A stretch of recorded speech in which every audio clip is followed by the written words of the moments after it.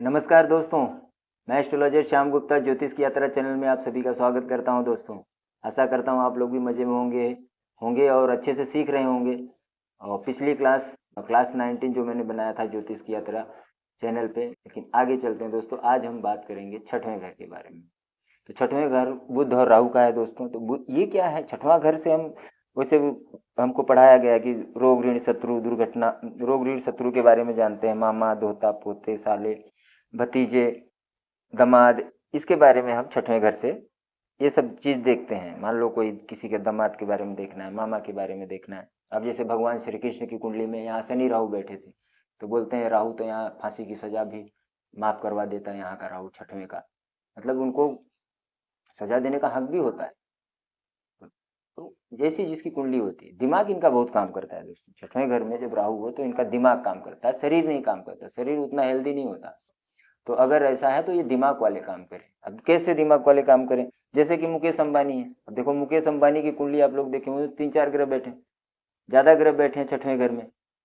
तो अब क्या उनका दिमाग काम करता है, उनके पीछे आगे पीछे मैनेजर लगे रहते हैं। ये क्या दिमाग से सोचते हैं, प्लान बनाते हैं और उनको दे देते हैं और उनके मैनेजर लोग करते रहते हैं। तो वो कंपनी बड़ी होती चली जा रही है। तो ये लोग नौकरी में टॉप होते हैं।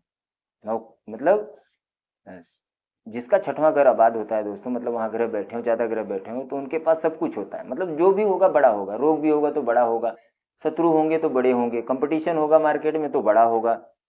तो जो भी चीज़ उनके जीवन में होगा, कर्ज होगा तो भी बड़ा होगा।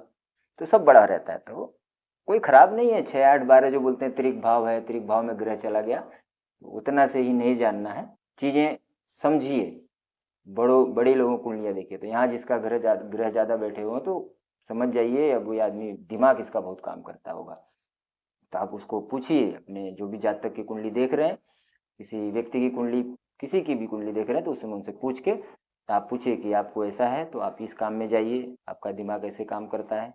शरीर उनका ज़्यादा नहीं काम करता, दिमाग बहुत तेज़ी से काम करता है। जैसे कि आपने देखा होगा बड़े वैज्ञानिक लोग जो स्टीव हॉकिंस जैसे हैं, कि दिमाग, शरीर व्हील चेयर पे है लेकिन दिमाग काम करता है, आइडिया देते हैं। तो ये लोग आइडिया बनाएं, सोचें और वो आइडिया को दें और उसके लिए काम दूसरे से करवाएं।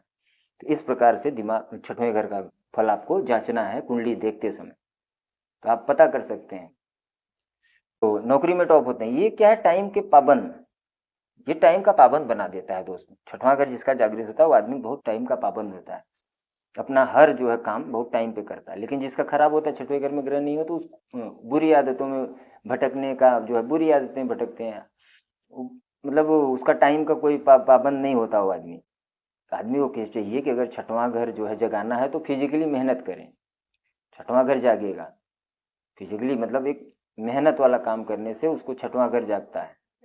बैठा है ग्रह तो जागे रहते हैं, दिमाग ही उनका काम करता है। सीआईडी वगैरह, सीआईडी में जांच करना, किसी चीज़ की बारीकियों में जाके उसके अंदर से मोती निकाल के लाना, मतलब मेजर बढ़िया से बढ़िया प्लान बनाना, ये छठवां घर देता है। दिमाग की सूक्ष्म तरंगे जो है, दिमाग के अंदर जो सूक्ष्म तरंगे चलती हैं, जो आइडिया देती हैं, आइडिया का रूप मतलब बना के इम्प्लीमेंट करने की ताकत जो छठवां घर देता है दोस्तों। एक आइडिया को एक ऐसा आइडिया देता है कि उस आइडिया से अगर वो आदमी कोई प्लान बना के कोई काम, कोई प्रोजेक्ट कुछ भी डालता है, तो वो उसका आइडिया सक्सेसफुल हो जाता है। तो छठवें घर में बुध राहु हो तो बहुत अच्छा फल जो है देते हैं। दिमाग में सूक्ष्म तरंग आइडिया बहुत अच्छा आता है। तो आप कुंडली देखते समय ऐसे देखें। किसी भी चीज़ के बात को गुप्त रखना, सीआईडी करना, जांच पड़ताल करना, तो ऐसा गुण जो है छठवां घर देता है दोस्तों। सीक्रेट सर्विस जो होती है, सीक्रेट सर्विस जो करते हैं, जैसे अजीत डोभाल साहब हो गए, तो ऐसे जो है मतलब बहुत अच्छे अच्छे आइडिया जो है छठवें घर का बुध या राहु देता है आदमी को। तो उनको जो है इसमें जाना चाहिए। तो छठवें घर के बारे में आपने जाना दोस्तों कि छठवें घर से हम क्या देखते हैं। छठवें घर में जैसे बताया है, मैंने बता ही दिया सारी चीज़। तो बुध राहु यहाँ जो है ऐसी खोजी प्रवृत्ति का दिमाग देते हैं। इसमें समझना क्या है और क्या समझना है दोस्तों, कि जब बुध राहु मिलते हैं, जब बुध राहु जब मिलते हैं, तो इसकी युति मतलब गुरु खराब हो जाता है। बुध राहु मिलते हैं तो क्या होता है, बृहस्पति खराब हो जाता है। बृहस्पति, बुध क्या है, कांच का जार, राहु रुकी हुई हवा, राहु रुकी हुई हवा, अब बुध है कांच का जार, कांच है बुध। आप समझिए, ये जो हवा को रोक के ऑक्सीजन को गायब करने की ताकत रखता है। ऑक्सीजन को गायब कर, बृहस्पति को गायब कर देता है। तो इस प्रकार से हमारे गुरुजी पढ़ाते हैं। तो मैं वैसे ही बताना चाहता हूँ आप लोग को। इसलिए हमारे ऋषि मुनि गुफाओं में तपस्या करते थे दोस्तों। गुफाओं में, तब जहाँ पे हवा नहीं आती हो, जहाँ बृहस्पति ना हो, हवा मतलब बृहस्पति है, ऑक्सीजन बृहस्पति है, तो जहाँ हवा नहीं आती वहाँ ध्यान लगाने से अच्छा रहता है ध्यान लगाना, क्योंकि मन में इधर उधर की बातें विचार नहीं आते। इसलिए जहाँ वो जब ध्यान लगाते थे तो वहाँ एक से एक सिद्धियाँ प्राप्त करते थे गुफाओं में जा के। वहाँ बृहस्पति नहीं है, वहाँ बुध और राहु है, मतलब जहाँ हवा नहीं है वहाँ बुध राहु का स्थान। तो अगर आपके बच्चे नहीं पढ़ाई कर रहे हैं, कुछ है तो बच्चों की पढ़ाई में भी बाधा आ रही है, कंसंट्रेट नहीं कर पा रहे बच्चे, पढ़ाई नहीं कर रहे हैं, तो आप लोग अपने बच्चे के स्टडी रूम में खिड़की पर्दे लगा दीजिए, ज़्यादा हवा ना हो, और आराम से जो है स्टडी टेबल के ऊपर कुछ लाल कपड़े डाल के बच्चों को वहाँ पढ़ाने बिठाइए। थोड़ी सी सौंफ खिला के बिठाइए, बच्चे देखो कैसे पढ़ते हैं। ज़्यादा हवा में ना पढ़ें, जहाँ हवा रहेगी तो फिर वहाँ ध्यान नहीं लगेगा उस काम में, उस पढ़ाई में ध्यान नहीं लगेगा। ध्यान है राहु, ध्यान, आइडिया, जो दिमाग में आने वाली सूक्ष्म तरंगे, ये सब क्या है दोस्तों? राहु है, बुध है। जहाँ बृहस्पति है तो फिर हवा है, तो वहाँ पे फिर नहीं लगता, ध्यान नहीं लगता। जब तक ध्यान नहीं लगेगा तो फिर आगे की रिसर्च खोज कौन करता है? राहु करता है। ये राहु का युग है दोस्तों, ये राहु शुक्र वीनस, बोलते हैं वीनस सेटर्न और राहु प्रधान युग है ये कलयुग, कल पुर्जों का युग। तो यहाँ सब नए नए आइडिया, नए नए प्रोजेक्ट, नई नई चीज़ें बन रही हैं। देख रहे हैं आप लोग कैसा कि सारी चीज़ें बन रही हैं। तो ये क्या है? राहु, राहु मतलब एक आइडिया देता है। बृहस्पति तो का युग खत्म हो गया, सतयुग द्वापर युग तो बृहस्पति के देवताओं का युग था, लेकिन अभी इस समय असुर ग्रह प्रधान है, जिससे कि प्रोग्रेसिव हो गया, विकासशील, मतलब विकास के पीछे दुनिया भाग रही है, मतलब दिमाग बहुत फास्ट चल रहा है, दिमाग में अच्छी अच्छी तरंगे आ रही हैं अंतरिक्ष से। तो आदमी उस प्रकार से काम करता है, जिसकी कुंडली में अच्छा बैठा होता है फिर वो तो आदमी करता ही है दोस्तों। तो फिर इस प्रकार से जो है आपको छठवें घर के फल को समझना है। जिसका छठवां घर जागा नहीं होता, आदमी आलसी होता है, तो उसके छठवें घर को जगाया जाता है। जैसा कि मैंने बच्चों को पढ़ने के लिए भी बता दिया कि जहाँ हवा ना हो वहीं पे बच्चों को पढ़ने के लिए बिठाएं, सौंफ वौंफ खिला के घर पे बिठाएं, और लाल कपड़ा उनके स्टडी टेबल पे, लाल सरमाई का लाल पेन वगैरह दें, जिससे कि लाल से कंसंट्रेट होता है आदमी, ठीक है, तो उससे जो है पढ़ाई होती है। तो ये जो है सही चीज़ है समझना छठवें घर के बारे में। मैंने जो भी मेरी नॉलेज थी छठवें घर के बारे में वो मैंने आपको बताया।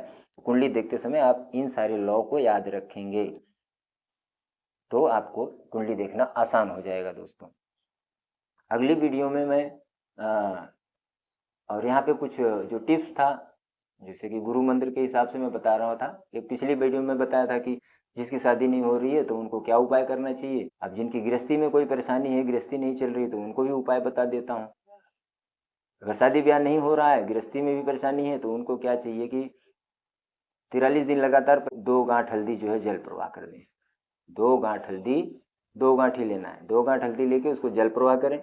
उसके बाद वो क्या करें कि 1 लोटा जल लेके हर गुरुवार को उसमें थोड़ी सी हल्दी डाल के जल चढ़ाएं पीपल के वृक्ष को। और कच्चा पीला सूत ले लें, कच्चा पीला सूत होता है, 6 तंग धागे का आता है, नहीं तो उसको हल्दी से पीला भी कर सकते हैं, सफ़ेद वाला लेके।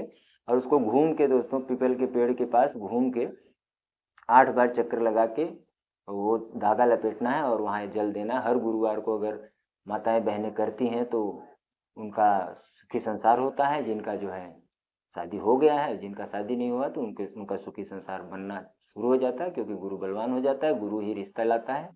तो गुरु को भी बलवान करिए। बाकी जो मैंने पिछले उपाय बताए थे पिछली वीडियो में कि वो शुक्र और मंगल की स्थापना, सप्तम भाव होता है साउथ वेस्ट, लाल किताब में सप्तम भाव को साउथ वेस्ट बोलते हैं। तो यहाँ हम शुक्र और मंगल की स्थापना करते हैं दोस्तों।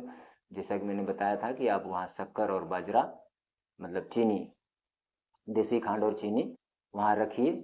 शादी तय हो गया तो उसको गाय को खिला दीजिए, फिर भर के रख लीजिए। और फिर जब शादी हो जाए, शादी हो जाने के बाद जब आपकी पत्नी या पति, आप लोग शादी हो गई, तो फिर वो दूसरे मटके को उठा के आप क्या करें, फिर गाय को खिला दें। तो ये उपाय करें। बाकी ये भी उपाय बता दिया है, इससे गृहस्थी अच्छी चलती है दोस्तों। जो भी मैं पीपल वाला बताया हूँ, घर में सब बरकत रहती है, हर प्रकार से सुख समृद्धि आती है। तो ये उपाय करते रहें और मिलेंगे दोस्तों अगली वीडियो में। और ऐसे ही नॉलेजेबल और इंटरेस्टिंग जानकारी, बहुत अच्छी साइंटिफिक जानकारी मैं आपको दूंगा दोस्तों। आप चैनल को देखते रहिए, बहुत आसान सी भाषा में घर बैठे सीखिए लाल किताब ज्योतिष में। तो ठीक है दोस्तों, मिलते हैं अगली वीडियो में। धन्यवाद।